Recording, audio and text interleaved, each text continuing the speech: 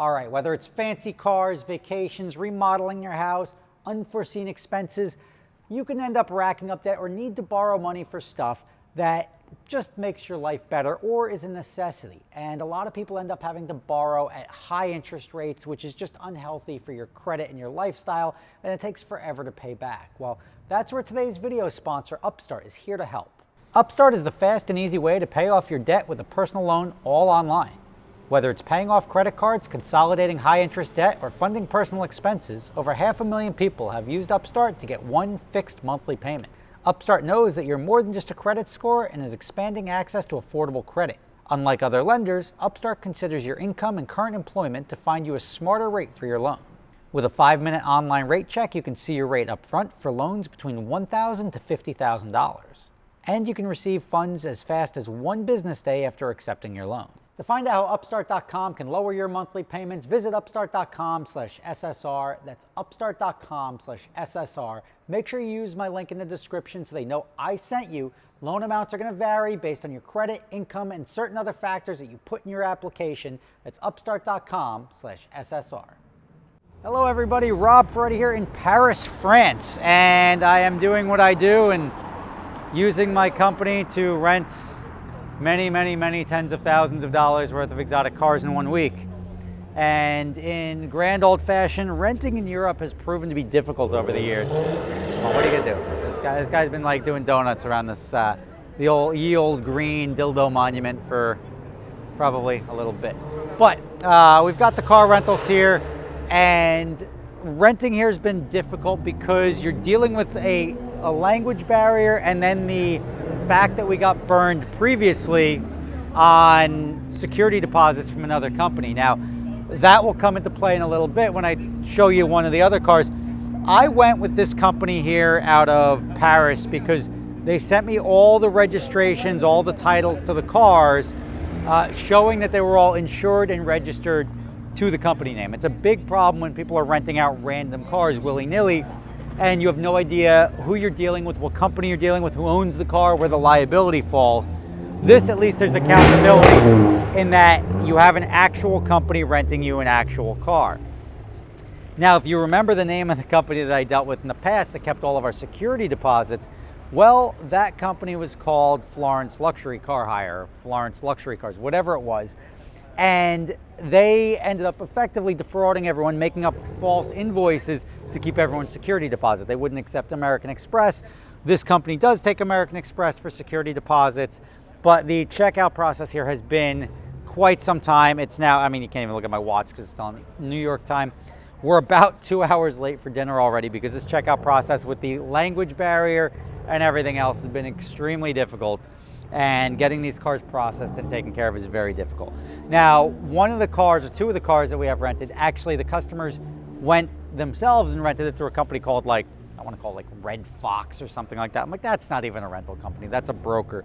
The biggest problem I've dealt with in Europe has been there's so many brokers, and the problem is the underlying cars they're providing are being provided by companies such as the GT2 RS here is coming from a company that's defrauded us in the past. So I don't know how this is going to end up. We took as many pictures, as much documentation as we can to try to make sure we're covered on this. This I feel more comfortable with. I think we should be okay, but the other ones from Florence, who knows what's going to end up happening. And then there's no accountability once this happens. But the cars all look pretty good. These cars are much cheaper than US car rentals. Now, the car rentals that you may recognize in the US, virtually nobody offers up insurance for the customer, right? They don't offer like a collision damage waiver, and that's because nobody underwrites that. If somebody does offer you a collision damage waiver, it's probably not it's either they're underwriting it themselves or they're selling you smoke. And a lot of people get around that by saying if something happens, like negligence isn't covered. So like, oh, you crashed the car, it was totally negligent, and there's no coverage. So they're really selling you nothing and charging you a lot of money for it. But these cars are all pretty good. The only surprises we've had so far is that there's like a lot of like oil, like jugs of oil in the front trunk and everything like that of some of these cars. But the most mileage, I'm driving this red S3 over here. The most mileage so far is on the One R8 has like 50,000, 60,000 kilometers on it, which for a rental car isn't a tremendous amount. But we're about to drive these cars from here over to Le Mans tomorrow, down to Barcelona, back up to Paris through Geneva, and we're putting about 3,000 kilometers on them. And I'm like slightly concerned, but not really, with these cars. I'm gonna do my best to make sure that nothing happens with the other cars that came through the broker that we didn't go through, and I will keep you in the loop as to what happens. I've got, like, you know, one of those things you're like, nothing should happen.